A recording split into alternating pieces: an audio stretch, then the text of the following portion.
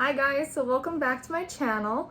I just kind of wanted to do another introduction on kind of who I am and what my videos are all about. So my name is Kristen Burnell. I am a type 1 diabetic, and then I just started this YouTube channel just this year.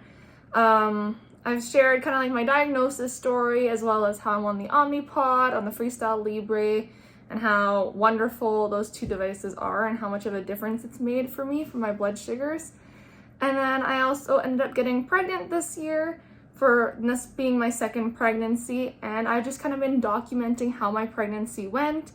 The reason for that was because when I was pregnant with my first, that was my first pregnancy, being a type 1 diabetic, obviously it's different, and I tried Googling and YouTubing things, and like there was just no personal experiences that I could find. So I decided that for sure for my next pregnancy, I wanted to be that person to document it, share my experience. That way, if there was anyone that kind of went through their first pregnancy and were kind of lost and like needed kind of another personal experience, then at least they could find my videos. So here I am today now. Today I will be documenting my 33 weeks till my 35 weeks. And then I will also have my 36 weeks, but I'm not going to be making that video today because I just entered my 36 weeks today. And on my 37 week, that is when I am scheduled to have my planned C-section. So my 36 week video will just be once baby is here and we're all settled in and I'm ready to make that video. So starting with 33 weeks. So 33 weeks, I've just been peeing more frequently, which is normal because now baby's just starting to drop down. So I'm probably going about 3 to 4 times a night, or 3 to 4 times at night. Yeah, at night. It gets to be a lot and you get pretty tired in the morning. So thankfully my boyfriend is around to take care of our firstborn, or our son Bryce. So that gives me time to catch up on sleep that I missed while waking up to go pee or eat or check my blood sugar or whatever. Because I do end up checking it usually every time I wake up during the night just to make sure I'm still on target and still doing good. The night sweats also continued into 33 weeks. As of right now, I just started 36 weeks. I haven't been experiencing it anymore, so that's nice. I also had an appointment at 33 weeks, and baby boy was weighing around 5 pounds, 5 ounces. He's like in the 74th percentile for his gestation, so he's a little bit bigger, but not like crazy like how Bryce was. That's my firstborn son, by the way. And yeah, 50% is like normal for gestation. So just 24% higher, which isn't a crazy amount. My doctors aren't worried. I mean, no matter what, usually with diabetes, your babies can tend to be a little bit bigger. Just so you know, I mean, blood sugars are very hard to control during pregnancy, and I do not make anyone feel bad if they have a big baby because it is not easy. My blood sugars were kind of everywhere during this week as well. I ended up having a big spike and then just like odd highs and lows. Otherwise, 33 weeks wasn't too crazy for me. It was a nice break after 32 weeks because 32 weeks was a lot. And if you want to watch my last video, I'll make sure to put the link down below so you can watch my, I think it was 29 weeks till 32 week video. And also, so for 34 weeks was kind of busy week with just lots of different things going on. So my body has been a lot more sore, my back for sure. Not back contractions, because I know what back contractions feel like and what they are, because that was all I had with my son Bryce. So this time it's more upper back, I guess. And it's just like, well, usually after supper I find if I have a big meal and then I sit down for too long after, then it just kind of like starts to ache. So now I've been trying to like get up and move around, even though it's difficult after a big meal, but trying to do it. 34 weeks and continuing on, I've been very irritable. I have like little to no patience, which sucks with dealing with a toddler. It just gets frustrating. Like I said, thankfully my boyfriend's home so I can at least leave the room and take a breather when I need to. because it just gets to be hectic and overwhelming, and yeah, it's not fun during pregnancy. And then for people that didn't know, I actually didn't know this, but for most toddlers, near the end of your pregnancy, they can actually kind of like start sensing when the baby's coming, and they can start getting more clingy and whiny.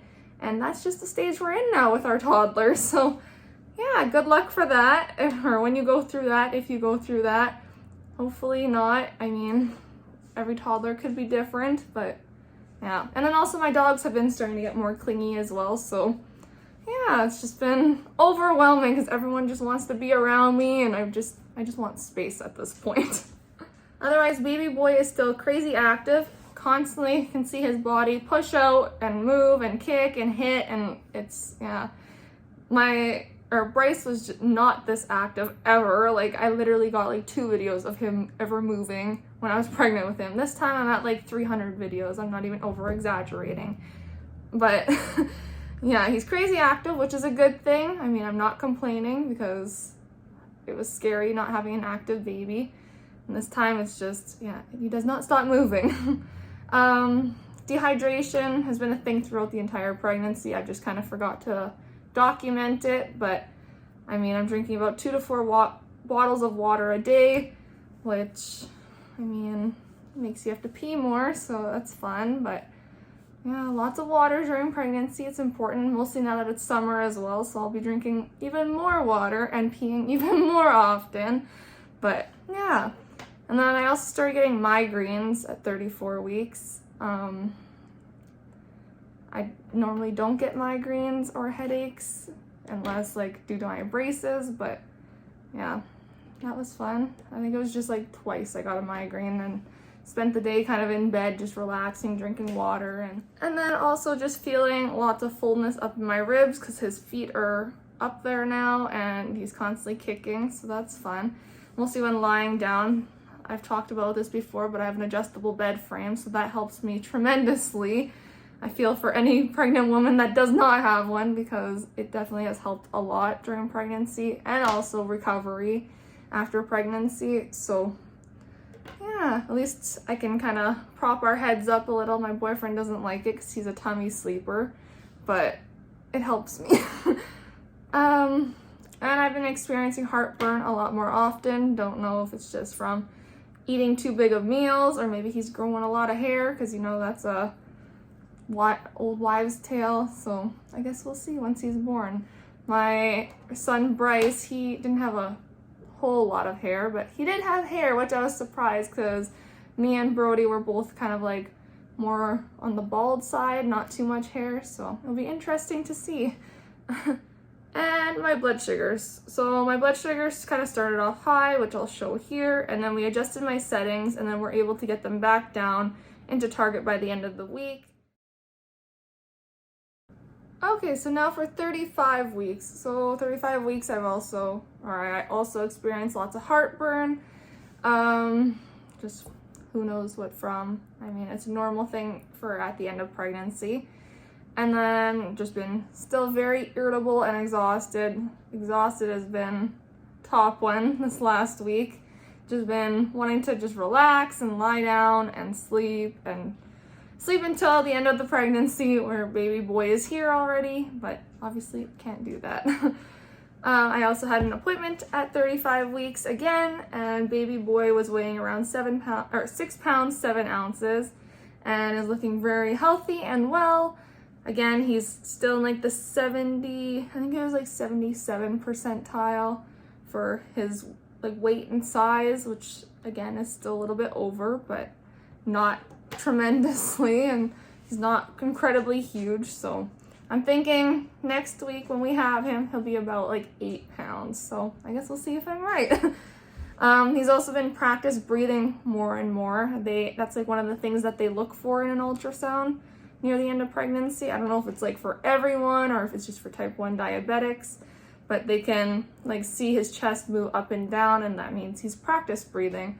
And then actually now I've been able to kind of see it on my own tummy as well. Like my tummy will kind of go like that, and I'm assuming that's him practice breathing. He also gets the hiccups a lot as well, so those I can kind of tell when those are happening though. On the bright side though, I only have one more appointment until my C-section date, which is this Friday. And that, not my C-section date, my doctor's appointment. My C-section date is next week, and I am so excited to be done being pregnant and have little baby boy here and get to see Bryce with his little brother. It's gonna be so cute. This last week, I also been experiencing like a stretching, pulling pain at my C-section scar site. I'm assuming it's normal. I've kind of talked to other women I know that have gone through previous C-sections and been pregnant as well, and they said that they had the same thing. Kind of just feels like stretching and pulling. I get the odd little pain there as well, and yeah, it's nothing crazy. I'm gonna be mentioning it to my doctor this Friday when I see her, and then just see what she says and go from there. I'm not too worried about it, but I guess we'll see. My A1C at my last appointment was 6.4, so it has gone up from a 6.2. They said that they're okay with it, and because it's still under a 6.5, and then they said that I'm still doing a fantastic job, mostly seeing as this is the end of pregnancy, and it's normal for blood sugars to be more crazy just due to your hormones and everything going on in your body as baby is growing more and more and preparing for life outside of the womb. So yeah, I've also been experiencing like feet tingliness, which I am experiencing right now, so I'm gonna stand up and walk around and get this feeling away. Alrighty. And now jumping into my blood sugars at 35 weeks. So as long, like, I find like we get into these highs, and as long as you're quick to fix them, then they kind of drop back down, at least by like the middle of the week, which I've noticed. So it started off in highs, and then by the end of the week, we got them back under control. So as long as you're quick to fix them and jump on them, like as soon as I start getting high blood sugars, I call my team right away, and they're usually pretty quick to get back to me unless it's a weekend. If it's a weekend, then I kind of just have to manage on my own until Monday, which I can kind of do at this point. But yeah, otherwise that's 35 weeks, and well, 33 to 35 weeks, and then I will be documenting my 36 weeks sometime after baby's born, just because right now my C-section date is June 22nd and my 36 weeks ends on June 21st, and I don't think I'll be making a video that day, but maybe I will, who knows. My days are wild. Yeah. But yeah, also don't forget to subscribe, as I will hopefully be sharing my, well, not really labor, but my delivery story, as well as baby's arrival into the world. I'm wanting to make a video of that because I never really got to do this with my firstborn, just because my labor and delivery story with him was just wild and unexpected, kind of. So this time I'm hoping to capture more videos and pictures and all the memorable stuff. So I guess we'll see how that goes. And yeah, so don't forget to subscribe, like, follow my channel, and yeah, we'll be back. Hi, I am back with my 36-week update. It has been a couple weeks now since I've been able to make these videos. Obviously, having a baby and just getting settled back at home and just getting into routine takes a little bit. So here we are, 36 weeks. So 36 weeks. I ended up experiencing some Braxton Hicks that were actually kind of more intense. I ended up having to go into the hospital and just have like a non-stress test done just to see if I was in labor or not. Everything was fine. I'm thinking it also just had to do with the fact that it was really hot out and we were in our car with no AC, and I think I kind of just got a little bit of heat stroke, which also brought on the Braxton Hicks, as well as I think I was just feeling sick because of like the nerves that I knew was going to be happening the next week. I mean, the day of, I was totally chill. Everyone's like, how are you doing? How are you feeling? And I was like, I am so calm. Like, I'm so ready for this. It was really weird that like the days leading up, I was way more nervous than the day of. But I mean, it's the human body for you, I guess. Lots of back pain as well. It was like my entire back was just achy. I could hardly sit down, and everyone's like, no, like you need to sit down, you need to relax because you can't go into labor because you're going for a planned C-section. So like I did everything in my power to stay sitting, not do anything, but obviously I still had to get up and move around because then if I sat too long, my back would start to hurt.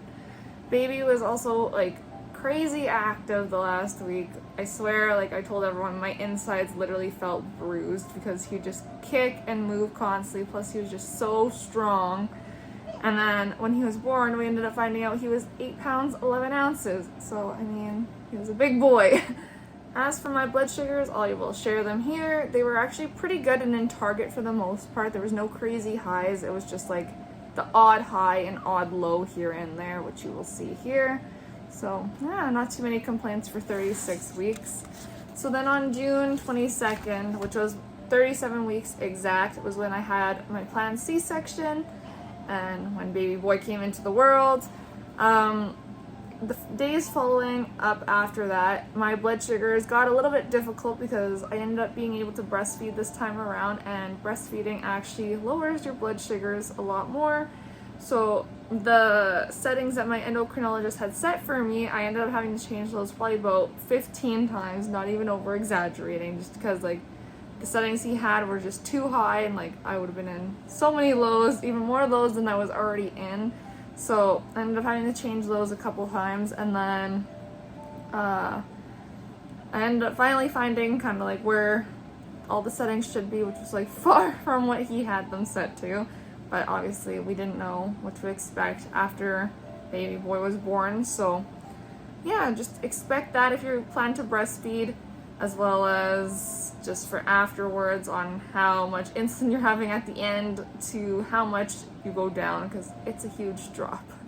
I will share some of my blood sugars here just so you can see the afterwards, like the postpartum side of the blood sugars.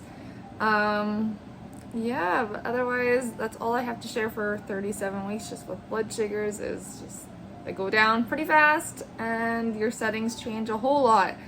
But yeah, so this will be the end of my recap videos. My next video will be my planned C-section story and how that all went. If you have any questions on that, feel free to comment down below, as I'll be making this video in a couple weeks from now, just because it's just been crazy busy lately, and I'll work on getting that video out as soon as possible. But yeah. Don't forget to subscribe so you can watch that video, or be the first to watch that video. And yeah, any questions, comment down below. Don't forget to like and follow along. Thank you.